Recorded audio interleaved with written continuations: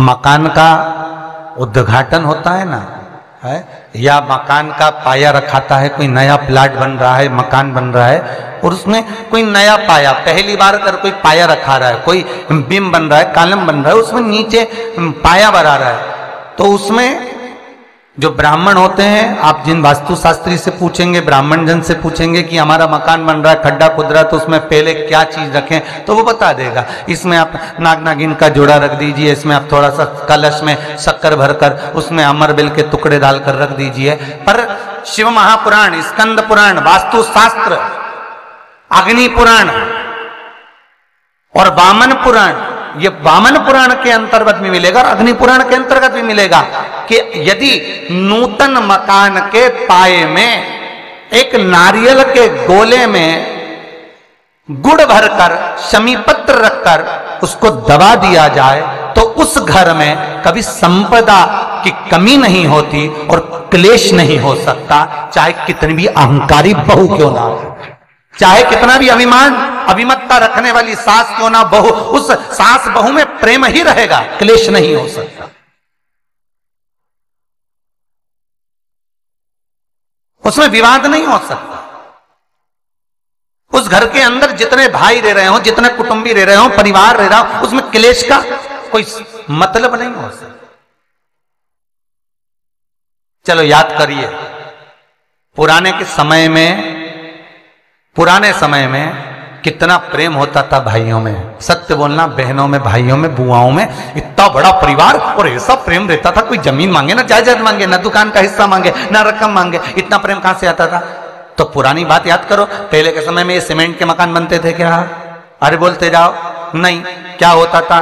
चूना मंगवाया जाता था, मिट्टी मंगवाई जाती थी, उसमें गुड़ मिलाया जाता था, बोलो मिलाते थे कि नहीं मिलाते थे? गुड़ मिलाया जाता था और उसमें थोड़ा सा उसको चिकना करने के लिए खोपरे का तेल डाला जाता था। अब वास्तु रीति में तो हमने ये सब चीज छोड़ दिया, हमने ये सब चीज समाप्त कर दिया कि ना तो हम उसमें गुड़ मिला रहे हैं, ना कोई वस्तु मिला रहे हैं, बस सीधे सीमेंट खरीद के लाए और लगा दिया गया। पर उसका वास्तु तत्व क्या है? उसका वास्तु, जैसे कोई बहुत बीमार व्यक्ति है, बहुत बीमार है, वो बहुत बीमार, और उसको कोई औषधि नहीं लग रही, उसको कोई औषधि काम ही नहीं कर रही, तो आप जब उसको भोजन कराएं, पानी पिलाएं, आप उसको कुछ भी खिलाएं, चाहे जूस पिला रहे हो, भोजन करा रहे हो, चाहे सूप पिला रहे हो, उसका मुख यदि आप पूर्व में रखकर खिलाएंगे तो 15 दिन के अंदर वो अपने हाथों से भोजन करना चालू कर देगा। 15 से 16वां दिन नहीं होगा। पर यदि आप उसको उत्तर का मुख रखकर, आप उसको पश्चिम का मुख रखकर बीमार व्यक्ति को अगर भोजन कराएंगे, दक्षिण का मुख रखकर भोजन कराएंगे, तो उसको औषधि लगने में बहुत समय लगता है महाराज। औषधि, इसको 15 दिन बहुत हो गए, बहुत। जिससे दक्षिण की ओर मुख कर कर भोजन करने वाले व्यक्ति का उदर, पेट, वो कहते ना रोग हो जाते पेट के, रोग बहुत सारे हैं महाराज, बहुत रोग है महाराज। पेट से जुड़ा हुआ कब्ज का भी रेबे, गैस का भी रेबे, और ना जाने कितनी कितनी बीमारियां उसके अंतर्गत हो जाती हैं। तो ये सारे रोग कैसे होते हैं? दक्षिण में बैठकर अगर आप मुख कर भोजन कर रहे हो तो पेट से जुड़ा हुआ रोग कभी जिंदगी में समाप्त नहीं हो सकता। 50 गोली खा लो, 50 ऑपरेशन करा लो, 50 तरह के डॉक्टर को दिखा लो, मतलब यह पक्का है कि आप दक्षिण की ओर बैठकर, दक्षिण की ओर मुख कर कर आप भोजन ग्रहण कर रहे हो, तो आपको वो दुख तो ग्रहण करना ही पड़ेगा, वो दुख तो आपको झेलना ही पड़ेगा।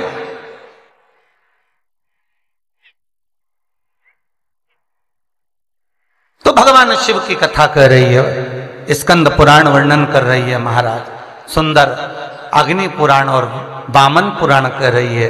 एक गोले में गुड़ शमी पत्र रखकर जो दबाया जाता है, उससे जीव को, इसलिए आज भी हमारे यहाँ नियम है, जब आप लोग नहीं दबा पाते तो जब वास्तु पूजन कराने पंडित जी आते हैं तो एक चांदी के, एक तांबे के लोटे में नाग नागिन, उसमें शक्कर भरते हैं, शक्कर भर के उसको दबाते हैं कि भले तुमने गुड़ नहीं रखा तो शक्कर दबा दो, पर उसको गोले में रखना चाहिए, परंतु उसको रख देते हैं वो तांबे के कलश में।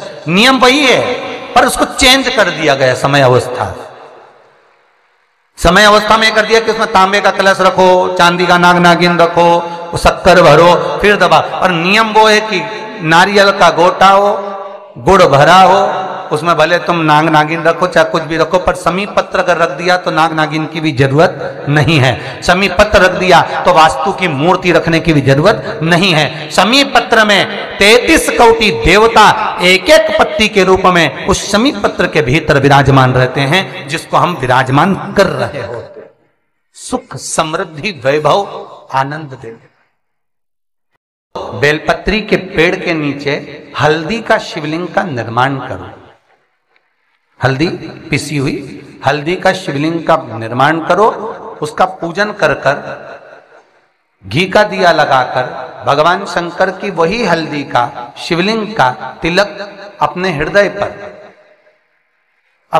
पर चाहे पुरुष हो चाहे स्त्री हो, अपने हृदय पर कंठ के पास उस तिलक को लगाएं और बाबा का विसर्जन उसी बेलपत्री के पेड़ के नीचे जल डालकर कर दें। महाराज, यश मिलना प्रारंभ हो जाता है। केवल ये यश के लिए ही नहीं होता, इसका एक क्रम और है। मान लो आप किसी मीटिंग में बैठे हो, किसी अच्छी जगह पर बैठे हो, किसी कंपनी के इंटरव्यू में बैठे हुए हो, कोई कंपनी आपके कॉलेज में आई है और आप उसमें सिलेक्ट नहीं हो रहे, तो उसके लिए भी ये कार्य पूर्ण है उसके लिए। और ये कहां पर भी काम आता है महाराज। मान लो आप किसी कार्य के लिए जा रहे हो और वो कार्य बहुत जरूरी है कि इस व्यक्ति से मुझे ये पैसे निकलवाना है, इस व्यक्ति से मुझे ये काम निकलवाना है, और वो व्यक्ति बहुत दिन से हाथ में आ ही नहीं रहा, तो उसके लिए भी ये कार्य किया जाता है। अर्थात कीर्ति शुद्ध हो, पवित्र हो और यश की प्राप्ति। हल्दी का यश। अब स्त्री कहे कि हम शंकर की आराधना कर सकते हैं, हाँ। स्त्री कहे हम शिव को स्पर्श कर सकते हैं, हाँ, क्यों नहीं। क्या हम हनुमान चालीसा पढ़ सकते, क्यों नहीं। अगर सुंदरकांड पढ़ सकते, क्यों नहीं। हनुमान और शिव एक ही है, हनुमान और शिव एक ही स्वरूप है, और उस स्वरूप का स्पर्श होना कोई गलत नहीं। कई लोग कहते हैं हनुमान जी के मंदिर में दिया लगाएं कि ना लगाएं, क्यों नहीं। भगवान शंकर पर जो जल चढ़ता है वो उत्तर दिशा की ओर क्यों जाना चाहिए, ठीक है। और पूजन करने वाले व्यक्ति को महाराज दक्षिण में बैठकर उत्तर की ओर मुख कर कर शंकर का अनुमोदन क्यों करना चाहिए, ठीक है। जब हम शिव जी की अर्चना करते हैं तो हमारा मुख कहाँ ज्यादा होना चाहिए, उत्तर की ओर, ठीक है। दक्षिण की ओर से हम बैठे, जहां भगवान का जल जा रहा है महाराज उस ओर देखते हुए, अर्थात उत्तर की ओर हमारा मुख होकर हम भगवान के शंकर की आराधना करें। जैसे पूर्व अभिमुख होकर शिव की जो आराधना करी जाती है वो एक श्रेष्ठता का फल देती है, फल देगी, मना नहीं है। पश्चिम की ओर मुख कर कर जो शंकर की आराधना करी जाती है उसका फल मिलेगा, मना नहीं है। पर दक्षिण में बैठकर उत्तर की ओर मुख कर कर जब हम शंकर की आराधना करते हैं उसका जो फल होता है वो शीघ्र प्राप्त होता है। पर ज्यादातर लोग कैसे करते हैं, आप लोगों ने भी तो करा होगा, बोलो जरा जम के। कहां बैठते हो महाराज जी, उत्तर की ओर तो जलाधारी का मुख है, ऐसा एक सहज भाव। ये शिवलिंग है, ये जलाधारी, ये उत्तर की ओर है, तो तुम लोग कहां बैठोगे, ये यहां जा रही है तो ये शिवलिंग है तो तुम इसके सामने बैठोगे, कि जल यहां से जा रहा है तुम उसके सामने बैठो। पर बैठना कहां चाहिए, जहां शिवलिंग है यहां से जल बह रहा है तो यहां बैठो। फिर बाद में लोग कहते हैं महाराज जी हम तो शंकर जी के खूब पूजन करते, हमने तो खूब अनुष्ठान करा, पर फल कम क्यों मिला। उसका कारण है पूर्व अभिमुख होकर करोगे मिलेगा, पर थोड़ा समय लगेगा। पश्चिम अभिमुख होकर करोगे मिलेगा, थोड़ा समय लगेगा। पर शिव आराधना में जब दक्षिण में बैठकर उत्तर का मुख कर कर जहां शिव का जल जाता है, बस यहां बैठकर अगर आप शंकर की आराधना कर रहे हो तो वो कामना पूरी होने में देर नहीं लगती, कार्य जल्दी ही पूर्ण हो जाता है। पर दुनिया के लोगों तो वही हिसाब से जाते हैं, जैसे शंकर जी के मंदिर में जाओगे तो इधर पानी बह रहा है तो तुम सामने जाके जल चढ़ाना चाहोगे, या उधर बैठकर जल चढ़ाना चाहोगे। तुम्हारी जो इच्छा है, तुम्हारी जो आनंद है। ब्राह्मण भी अगर आपको बिठाएंगे तो पूरा पश्चिम का मुख कर कर बिठाएंगे, यहां बैठ जाओ, यहां से पूजन करो, यहां बैठ जाओ। पर उसमें शिव महापुराण में, स्कंद पुराण में कहा गया कि भगवान